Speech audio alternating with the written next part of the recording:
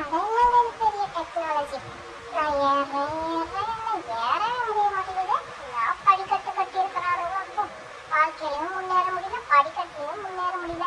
யாராவது ஏற்றி விடுங்கப்பா, நீங்க என்னப்பா இது?